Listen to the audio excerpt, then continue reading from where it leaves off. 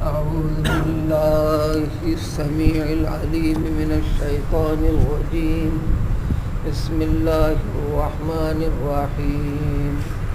والليل إذا يغشى والنهار إذا تجلى وما خلق الذكر والأنثى إن سعيكم لشتى فأما من أعطى واتقى وصدق بالحسنى فسنيسره لليسرى وأما من بخل واستغنى وكذب بالحسنى فسنيسره للعسرى وما يغني عنه ماله إذا تردى.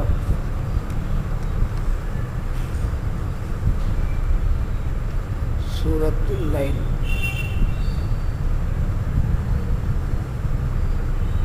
سورہ کی ابتدا اللیل سے ہے. خصوصی مناسبت سے سورہ کا نام علامت کے طور پر شناخت کے لیے سورۃ اللیل. قرآن کے 114 سورتوں میں ترتیب کے لحاظ سے 92 نمبر ہے اس سورہ کا.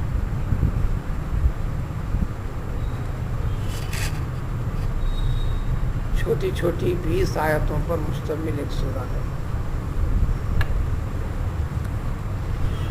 سورہ کی ابتدا میں اللہ تعالیٰ نے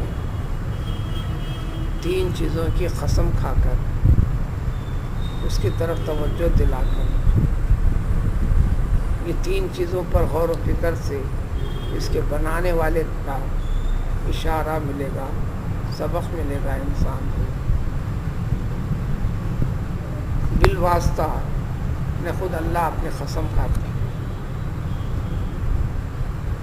قسم رات کی جب وہ ڈھانک دیتی ہو،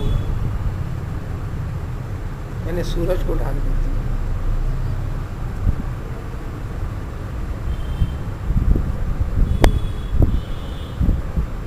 سورج اس کی روشنی غائب ہو گئی جو انسان کو دکھتی ہے، محسوس ہوتی ہے.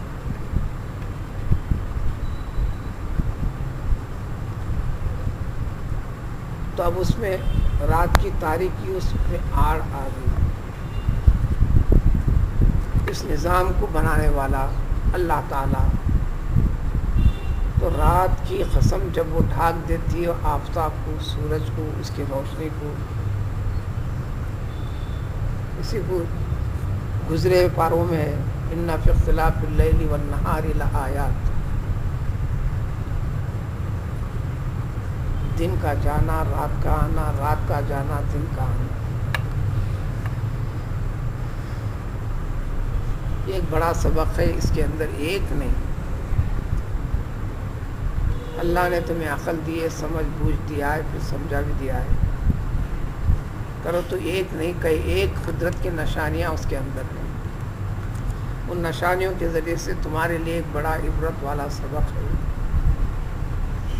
جس میں خود کو سمجھنے کے لیے، اپنی زندگی کی حقیقت کو جاننے کے لیے، ان تمام چیزوں کے پیدا کرنے والے کو جاننے کے لیے اور اس کے حاضر ہونے کا یقین رکھنے کے لیے کئی ایک چیزیں ہیں. تو یہاں پر ذکر ہے واللیل اذا یغشی، رات کی قسم جب وہ ڈھانک دیتی ہو دن کو، دن کی روشنی کو. پھر اس کے بعد یہ ختم ہوتا ہے تو پھر دن کی قسم جب پوری طرح متجلی ہو جاتا ہے، روشن ہو جاتا ہے. اسی سے تجلی ہے، اسی سے بجلی بھی ہے. یہ اردو ہے بجلی. یعنی اب رات ختم ہو گئی، اس کی تاریکی ختم ہو گئی، وہ غائب ہو گئی، پھر سورج روشن ہو گیا، ظاہر ہو گیا. تو گیا اس کے بنانے والا مراد اللہ تعالیٰ کی. اسی طرح اس ذات کی قسم جس نے پیدا کیا، بنایا نر اور مادہ. انسانوں میں مخلوق ایک انسان کی، انسان کو نر میں، مادہ میں، مرد میں، عورت میں تقسیم کر دیا. یہ 3 چیزوں کی قسم کھاتے ہیں اللہ تعالیٰ. کھا کر قسم کھا کر کہنا کیا چاہتے ہیں کہ قسم کا جواب یہ ہے ان سعیکم لشتیٰ، انسانوں تمہاری کوششیں یقیناً مختلف ہیں، الگ الگ ہیں، ہر ایک کی کوشش کی نوعیت الگ الگ ہے۔ انسان کی فطرت میں ہے کہ ہمیشہ ہر انسان کچھ نہ کچھ کرنا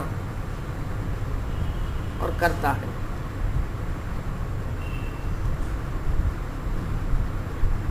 جو مختلف قسم کے کچھ بھی جو کرتا ہے، جو جیسا کرتا ہے ویسا نتیجہ اس کو نکلتا ہے، ویسا فائدہ اس کو ہوتا ہے۔ ورنہ شب و روز کرنے کے اندر ہر انسان بھاگ دوڑ میں ہے، لیکن نتائج ہر ایک کے لیے علیحدہ علیحدہ ہیں۔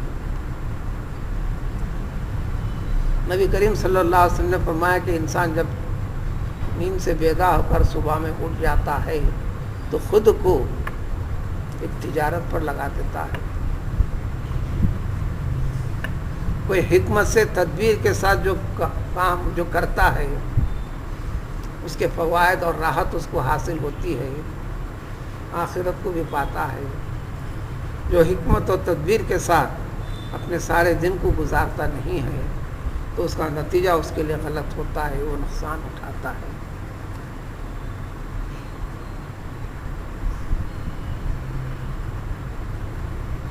تو ان سعیکم لشتیٰ۔ تو اب دین والے معاملے کے اندر بھی تمام مسلمانوں کی جو دین رکھتے ہیں، دین کے اوپر عمل پیرا ہیں، عمل کے اعتبار سے بھی سارے مسلمان اپنی کوششوں میں الگ الگ ہیں، عبادت کے اندر الگ الگ ہیں، اطاعت کے معاملات کے اندر الگ الگ ہیں، تو درجہ بندی بھی ان کے لحاظ سے الگ الگ ہے، اس کے نتائج بھی سب کے لیے الگ الگ ہیں۔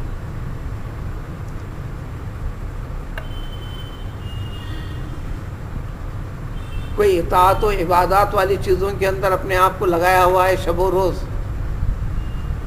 تو کوئی نہیں لگایا ہے۔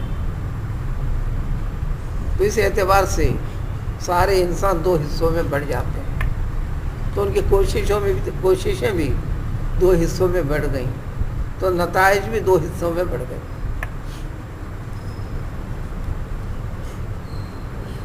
تو اب اسی کی تفصیل بتاتے ہیں، دو فریق کر دیے، ایک اچھا فریق ایک برا فریق۔ اچھے فریق کی تین خصوصیتیں بتائیں۔ ابرا وہ شخص من آتا واتقا، بعض وہ انسان ہیں جو عطا کرتے ہیں، دیتے ہیں، خرچ کرتے ہیں اللہ کی راہ میں اپنے مال کو،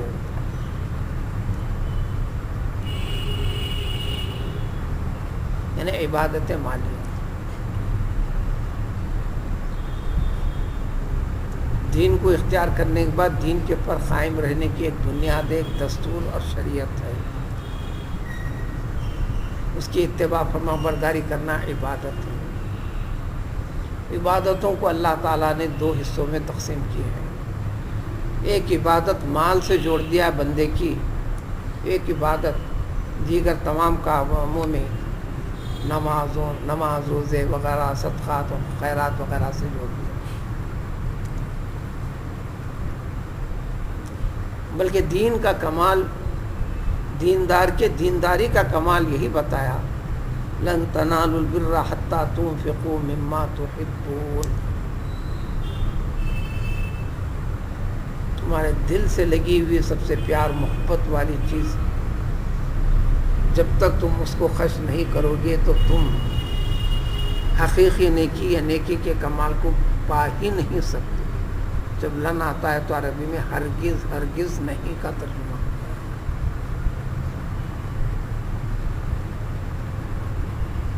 ارے عبادت تو کرتے ہو، عبادات میں اپنے آپ کو لگا کر رکھا ہے، جوڑ رکھا ہے، لیکن عبادت کا کمال جب اسی میں ہوگا، تم کو تو تمہارے رب نے جو کچھ بھی عطا کیا ہے، زندگی دی ہے، محنت کرنے کی طاقت دی ہے، اور طریقے استعداد و صلاحیت اس کے اندر رکھ دیا۔ سورہ ابراہیم میں فرمایا اللہ نے وَآتَيْنَاكُم مِّن كُلِّ مَا سَأَلْتُمُوهُ، تم نے جو چاہا سو تو ہم نے دیا. یعنی جس انسان کے اندر جو استعداد و صلاحیت ہے اس کی استعداد و صلاحیت کے مطابق اس کو ساری چیزیں دیتی اس کے اندر. اب اس کے نتیجے جب حاصل ہوئے بھلے مال کی شکل میں تو اب اس کے اوپر اس کو دبا کر بیٹھ گیا. دینے والے کا حق کو جانا نہیں. دینے والا دے کر اس کے حقوق بتلاتی، اس کے حقوق بتلاتی، وہ حقوق عطا کرنا ہے. اس دین اسلام سے پہلے جتنے صدقات و خیرات ہوتے تھے اس کے دینے کا ایک طریقہ تھا.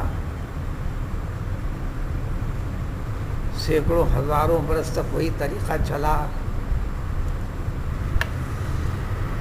کہ اس کو ایک مخصوص مقام متعین کر دیا گیا عبادت کا. عبادت کے لیے بھی مقام مخصوص تھا. رکھ کر پھر اللہ تعالیٰ سے دعا کرنا کہ یہ تیری راہ میں تجھے میں نے دے دیا، قبول فرما لے.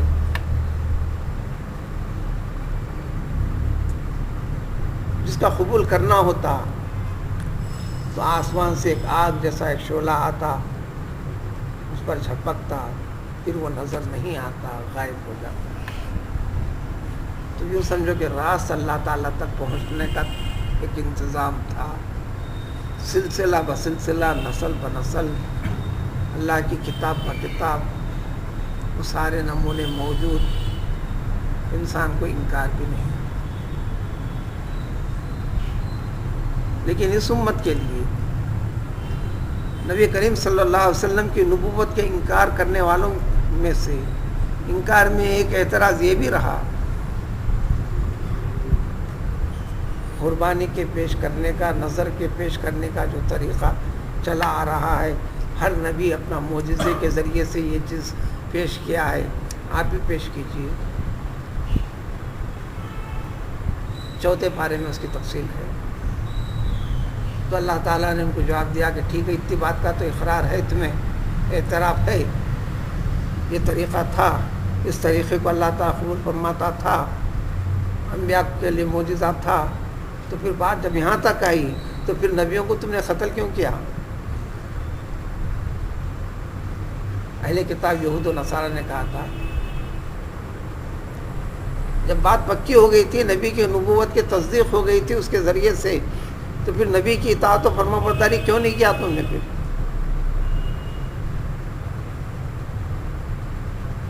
یہاں جو بات سمجھانے کے لیے آگے بڑھ رہا ہوں میں، وہ مثلا زکوٰۃ، صدقات وغیرہ سب اللہ کے لیے ہے، کسی انسان کے لیے نہیں ہے. لیکن اس امت کے لیے اللہ تعالیٰ ان ساری چیزوں کو قبول کرنے کا طریقہ ایک دوسرا بتایا، حکم جاری کیا. انما الصدقات للفقراء والمساکین، فلاں فلاں فلاں کے وضاحت بواسطے پیغمبر علیہ الصلوۃ والسلام فرما دیا. جو تم دیتے ہو تمہارے ہاتھ سے جب چھٹتا ہے، محتاج کے ہاتھ میں لگنے سے پہلے اللہ کے ہاتھ میں پڑتا ہے، وہ پھر اس کے ہاتھ میں پڑتا ہے تو قبول کرتے ہیں، اللہ تعالیٰ ہی قبول کرتے ہیں. یہ نہیں کہ تم نے دیا اس نے لیا. تمہارے دینے اور لینے کے درمیان میں ایک چیز ہے. اس لیے دینا اللہ کے لیے ہے. اسی کو سادے سے مفہوم میں کہتا ہوں کہ اللہ تعالیٰ نے قبول کرنے کے ایک سینٹر بنا دیے، فلاں جگہ فلاں جگہ فلاں جگہ، یعنی مستحقین زکوٰۃ جس کو کہتے ہیں، یوں سمجھو کہ سینٹر ہے، سینٹر میں جمع کرنا. اللہ نے لے لیا، لینے کے بعد اس کو صرف کرنے کا اللہ نے اختیار دوسرے کو دیا. وہ مسکین کو، فقیر کو، محتاج کو، فلاں کو جو ہے اس کو اللہ تعالیٰ نے یہ کر دیا. لہذا وہاں پر صرف للہیت ہونا ہے، اللہ کے لیے ہونا ہے. اپنی غرض و غایت، اپنی شہرت، ریاکاری وغیرہ کا ادنا پہلو بھی نہیں آنا ہے. جب وہ آتا ہے تو پھر اس کا مطلب ختم ہو جاتا ہے. تو لہٰذا یہاں پر اطاعت و فرمانبرداری میں سب سے پہلے عبادات مالیہ کو مقدم کیا اللہ تعالیٰ نے، پھر واتقیٰ کے ذریعے سے پھر دیگر عبادات بدنی وغیرہ کو بعد میں درجہ رکھا. فاما من آتا واتقیٰ، پس جس نے عطا کیا اپنے مال کو اللہ کی راہ میں،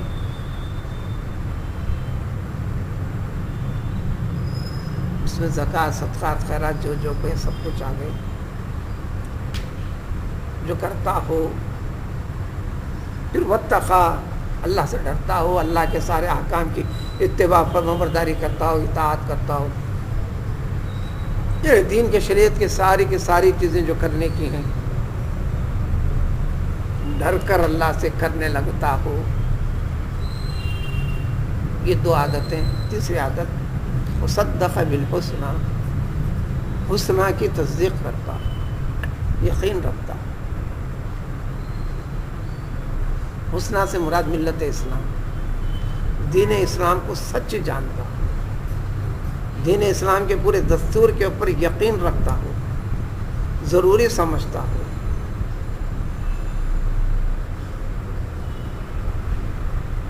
اور اس میں لگ جاتا ہو. یہ تین عادتیں جس بندے کے اندر آ جاتی ہیں، فَسَنُيَسِّرُهُ لِلْيُسْرَىٰ، تو ہم اس کے لیے یسرا مہیا کر دیتے ہیں، اس کے لیے یسرا، آسان چیزیں، آسان راحت والی چیزوں کو ہم اس کے لیے فراہم کر دیتے ہیں.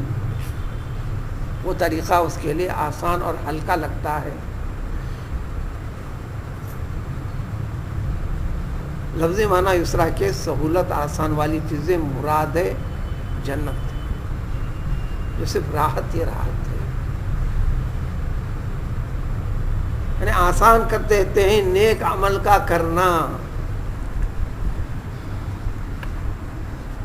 جسے نماز، روزے، زکوٰۃ، حج، سچ کا اختیار کرنا، وعدہ وفائی کرنا، ساری کے ساری چیزیں جس کو دین اسلام کہتے ہیں، وہ تمام کی تمام چیزیں اب یہ کرتے رہنا، بجا لانا، اس کے لیے وہ آسان کر دیتے ہیں. اسی مفہوم کو قرآن میں دوسرے پاروں میں ذکر ہے، وَمَن يُرِدِ اللَّهُ أَن يَهْدِيَهُ يَشْرَحْ صَدْرَهُ لِلْإِسْلَامِ. اللہ تعالیٰ جس کے لیے ہدایت دینا، ہدایت پر قائم رکھنا اس کے لیے چاہتے ہیں، تو اسلام کے لیے، اسلام کے ساری چیزوں کے لیے اس کے سینے کو کھول دیتے ہیں.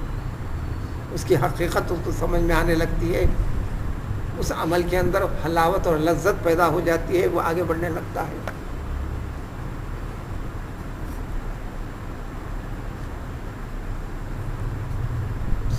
سیاہ ستہ حدیث کی سینکڑوں کتابیں، سینکڑوں، اس میں 6 کتابیں جن کو سیاہ ستہ کا نام دیا گیا ہے. ان تمام کے اندر اور دیگر حدیث کی کتابوں میں بھی ایک حدیث شریف ہے، ما منکم من احد الا ویکتب مقعدہ من الجنہ ومقعدہ من النار.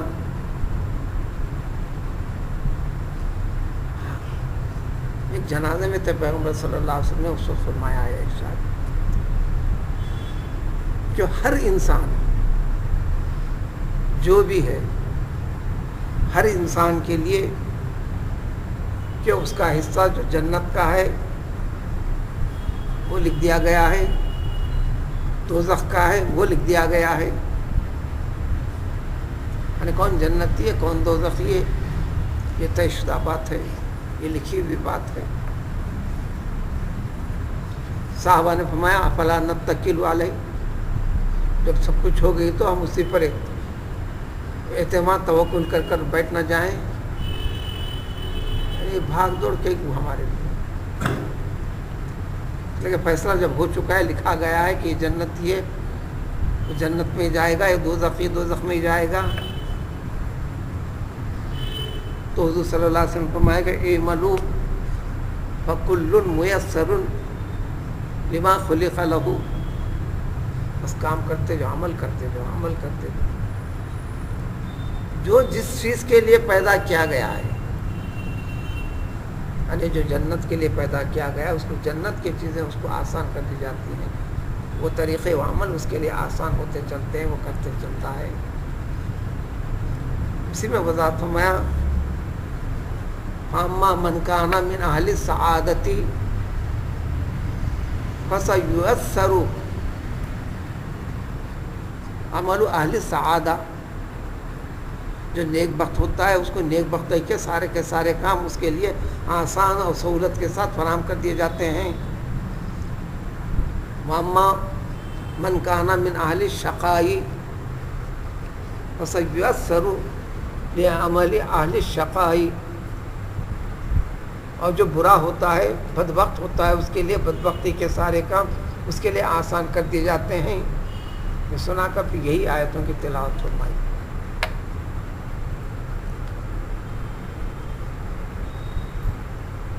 جو یہاں پر ذکر ہے یہ نیکیوں کے ساتھ فَسَنُيَسِّرُ لِلْيُسْرَى، ہم اس کے لیے یسرا، جنت اور جنت کے اعمال اس کے لیے آسان کر دیتے ہیں۔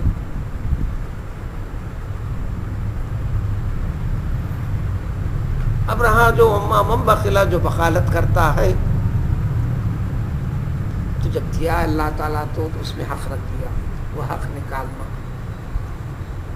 اللہ کا حق سمجھ کر دینا۔ جو خرچ نہیں کرتا مال کو، نہ صرف خرچ نہیں کرتا بلکہ واجب حقوق کے اندر جیسے زکوٰۃ وغیرہ ساری کی ساری چیزیں ان کے اندر تک بخالت کرنے لگتا ہے، پھر واستغنا، اور اپنے آپ کو اسے بے نیاز سمجھتا ہے، بے پرواہی کرتا ہے، مجھے ضرورت نہیں سمجھتا ہے اس کی، وَكَذَّبَ بِالْحُسْنَىٰ، ملت اسلام کا انکار کرتا ہے، یعنی دین کے بتائے ہوئے طور طریقوں کا انکار کرتا ہے، اس کو صحیح نہیں سمجھتا ہے، اس کی حقیقت کی طرف جاتا نہیں، آگے نہیں بڑھتا ہے، تو ہم اس کے لیے آسان کر دیتے ہیں اسرا، تکلیف اور مشقت والی چیزیں، یعنی دوزخیوں کے اعمال، بد عملیاں، وہ اس کے لیے آسان لگنے لگتے ہیں، وہ اسی میں شب و روز لگ جاتا ہے۔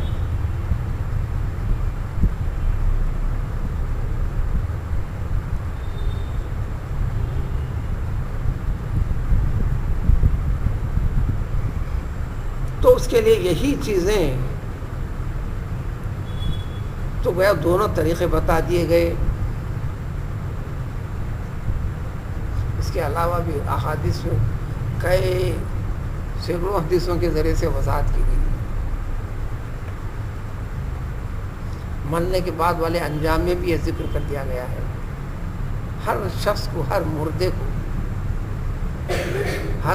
کو دفن کرنے کے بعد جو حساب کتاب ہوتا ہے معمولی، اس کے رب کے بارے میں، دین کے بارے میں، پیغمبر کے بارے میں، تو برے شخص کو سب سے پہلے جنت بتلائی جاتی ہے،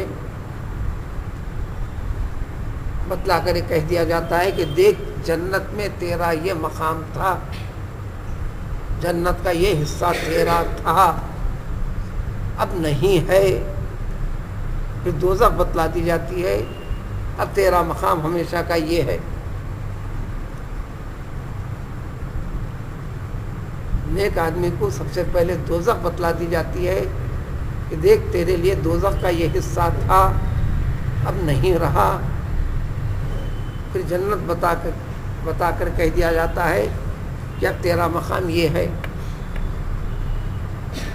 تو ہر انسان کے لیے جنت میں مقام متعین ہے، دوزخ میں مقام متعین ہے، بلا کسی فرق کے۔ چھوٹے سے چھوٹے آدمی کو لو، بڑے سے بڑے درجے کی،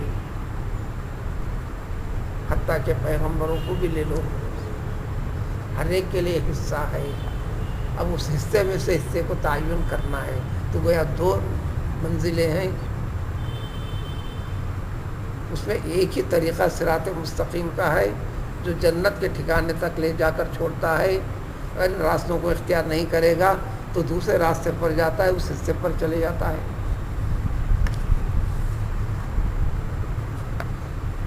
حضرت آدم علیہ السلام کو بالواسطہ حضرت آدم یعنی انسان کو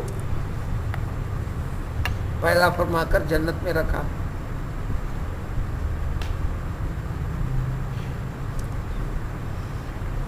جنت کے منافی ایک چیز ہوئی, پابندی لگائی گئی تھی تو اس جنت سے ہٹا دیا. پھر ارشاد فرما دیا کہ اب تمہارے لیے ہدایت کے طور طریقے ہم بتا دیے جاتے ہیں. پہلے پارے کے اندر تفصیل ہے اس کی کہ اب تم کو ان طریقوں کے ذریعے سے, عمل کے ذریعے سے تم اپنی اصل منزل پر لوٹنا ہے. جو ایسا کرے گا تو اپنی اصل منزل پر جنت پر لوٹے گا. اگر نہیں, جو نکل گیا سو نکل ہی گیا, جنت سے نکلا ہوا ہی رہے گا, جنت کے باہر رہے گا. وہ باہر والا مقام دوزخ کا ہے, مشقتوں کا ہے.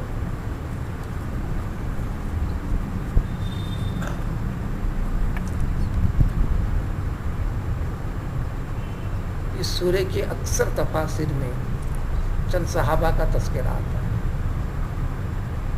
کیا تذکرہ آتا ہے کہ یہ سورہ, اس کے اندر جو خوبیوں کا تذکرہ ہے وہ سیدنا ابو بکر صدیق رضی اللہ تعالیٰ عنہ کی طرف خاص طور پر اشارہ ہے, اور دیگر بعض صحابہ کا بھی تذکرہ ہے, جیسے ابو الدحداء رضی اللہ عنہ وغیرہ کا. کئی روایتیں, کئی حدیثیں. تو اس سے یہ نہ سمجھا جائے کہ صرف وہی ہے. ایک عام اصول اور قاعدہ بتاتا ہے قرآن. اس قاعدے کے تحت آنے والے چند افراد کو خاص کر بتلا دیا گیا کہ ان کی شان میں ہے, ان کے لیے ہے, ایسا نہیں, اس جیسی کیفیت کے لیے ہے. سیدنا ابو بکر صدیق رضی اللہ تعالیٰ عنہ نے کوئی 7 غلاموں کو جو سخت گیر کفار کے قبضے میں تھے, دین سے جڑنے کی وجہ سے, دین کو قبول کرنے کی وجہ سے انتہائی مشقتیں, اذیتیں ان کو دی جاتی تھیں.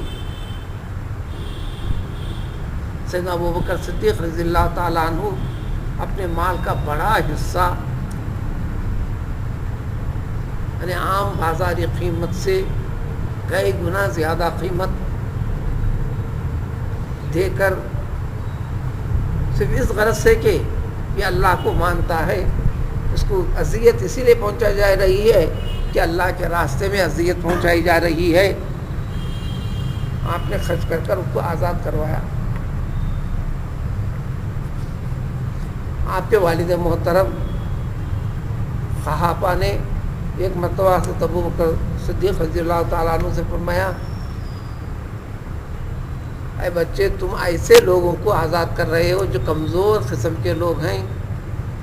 اگر کوئی اچھے تگڑے لوگوں کو اگر تم آزاد کرواؤ تو تمہارے اس احسان کو ملحوظ رکھتے ہوئے اگلی زندگی میں کبھی نہ کبھی یہ لوگ تیرے کام بھی آئیں گے. آپ نے فرمایا ہے, میں اگلی زندگی میں کام کے لیے نہیں کر رہا ہوں, کہ صرف دین اسلام کی خاطر اللہ کی رضامندی کے لیے کر رہا ہوں. تو اس میں من آتا واتقى وصدق بالحسنى میں اشارہ اس جیسے عمل کی طرف ہے. فسنيسر لليسرى, اس جیسے بندوں کے لیے اس جیسے کام کرنا ہم آسانیاں فراہم کر دیتے ہیں. کسی کے روک ٹوک کی بھی پرواہ نہیں کرتے, بلکہ اس کے اندر اللہ کی رضا سمجھ کر اللہ کی رضا حاصل کرنے کے لیے خندہ پیشانی کے ساتھ آگے بڑھتے ہیں, کرتے چلے جاتے ہیں. اللہ تعالیٰ توفیق دیتے چلتا ہے. اور جو نہیں کرتے, وخالت کرتے ہیں, تو پھر ان کے لیے چیز کام آنے والی نہیں. ذکر کیا کہ وما یغنی عنہ مالہ ٹھیک ہے، مال کو جمع کیا اکٹھا کیا، فلاں طرف کیا. تو جب وہ انسان، اس قسم کا انسان جب تردہ، جب گڑھے میں گر جائے گا، مرے گا، خبر کے گڑھے میں جائے گا، پھر خبر سے اٹھانے کے بعد دوزخ کے گڑھے میں جائے گا. تو کیا یہ مال اس کو خبر میں جانے سے روک سکتا ہے؟ پھر اس کے بعد دوزخ کے گڑھے میں جب ڈال دیا جائے گا تو کیا اس کو کام آئے گا؟ یا دونوں ترجمے، کیا اس کو کام آئے گا جب وہ گڑھے میں گر جائے گا؟ یہ بھی ترجمہ ہے. جب وہ گڑھے میں گر جائے گا تو اس کا ایک مال کام نہیں آئے گا، بچا نہیں سکے گا. لفظ ایک، ترجمے دو کیا ہے؟ ماں عربی میں سوال کے لیے بھی آتا ہے، کیا کے لیے آتا ہے. ماں عربی میں نہیں کے لیے بھی آتا ہے. یہاں دونوں معنی کے لحاظ سے دونوں تفسیر ایک ہی حقیقت ہے، کوئی بدلتی نہیں ہے. جب وہ دوزخ میں چلے، جب وہ اس گڑھے میں گر جائے گا، ہلاک و برباد ہو جائے گا، تو کیا اس کو یہ مال اس کو بچا سکتا ہے؟ نہیں بچا سکتا. جب نہیں کے معنی میں لو تو اس کو اس کا یہ مال، جب وہ اس میں گڑھے میں گرے گا، مرے گا، خبر میں جائے گا، اس کے بعد والی جو ابدی زندگی ہے، ہمیشہ والی زندگی ہے، اس کو کچھ بھی کام نہیں آئے گا. قرآن کو ترجمے کے ساتھ بھی اگر مسلسل کوئی انسان پڑھتا جائے تو نماز سے زیادہ تذکرہ انفاق المال کا تذکرہ ہے.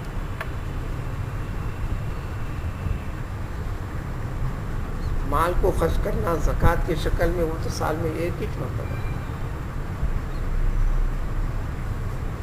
ایک سے زائد جگہ تو یہ ذکر ہے الذین ينفقون اموالهم باللیل والنہار سرا وعلانیہ، سورہ بقرہ میں 30 پارے میں.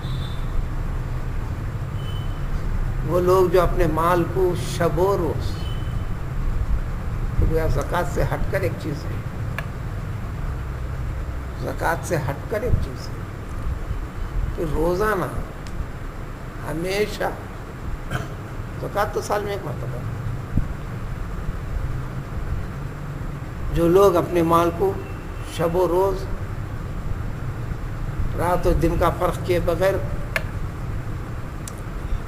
کبھی کھلم کھلا کبھی چھپ چھپا کر، تو ان کے لیے بڑا اجر ہے. بعد والی حیات ہمیشہ کی اطمینان اور سکون والی حیات ہے. مال کا خرچ کرنا عبادت ہے.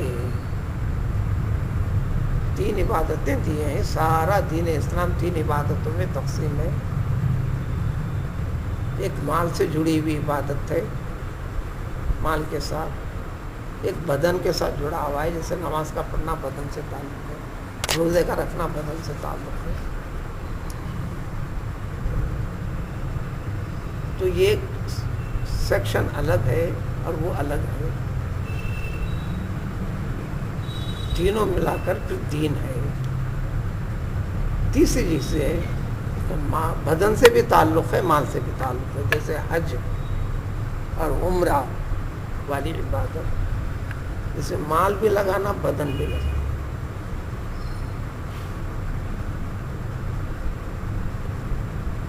بغیر مال کے جا نہیں سکتے، بغیر بدن کے کر نہیں سکتے. 3 عبادتیں، 3 عبادتوں کا مجموعہ ہے دین اسلام. اسلام کی تکمیل، جو عقیدہ توحید کے اوپر قائم رہنا، اس کا اظہار اور مظاہرہ، اس 3 قسم کی عبادتیں. پورے دین کے سارے معاملات کو لے لو، ان تینوں میں سے کسی ایک کے ساتھ جڑا ہوا ہے. تو وہ چیزیں جو بدن کے ساتھ جڑی ہوئی ہیں، جیسے نماز اور روزہ، اس میں بندے کا تعلق اپنے رب کے ساتھ راست ہے. آپ کی نماز سے مجھے لینا دینا نہیں، آپ کے روزے سے مجھے لینا دینا نہیں.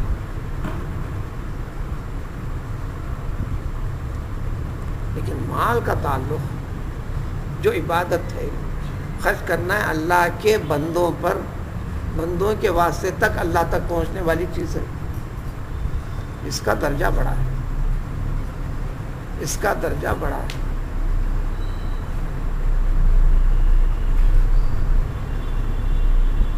یؤثرون علی انفسہم ولو کان بہم خصاصہ، 28ویں پارے میں سورہ حشر میں.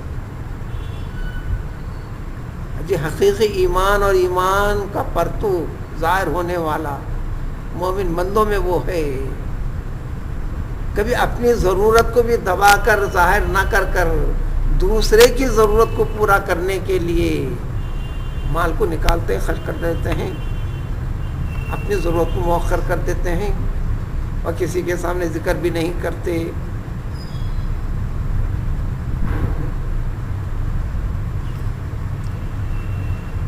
پھر اس مال کے اندر اسراف کرنے سے منع کیا، بھیجا صرف کرنے سے منع کیا، یہ سب گناہ. اور جو زیادہ کر کے آگے بڑھتے ہیں تو گیا ان کے لیے فَسَنُيَسِّرُ لِلْعُسْرَىٰ، دوزخ اور دوزخ کے راستے آسان کر دیے گئے ان کے لیے، جو کسی کی پرواہ نہیں کرتا.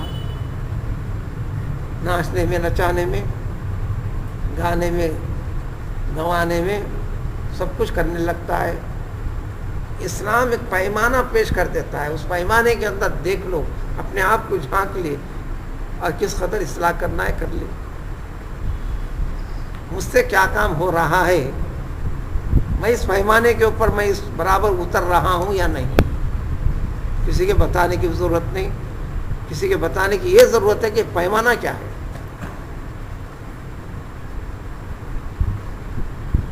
اس کا وزن کیا ہے، اس کا وزن کیا ہے، بتانا.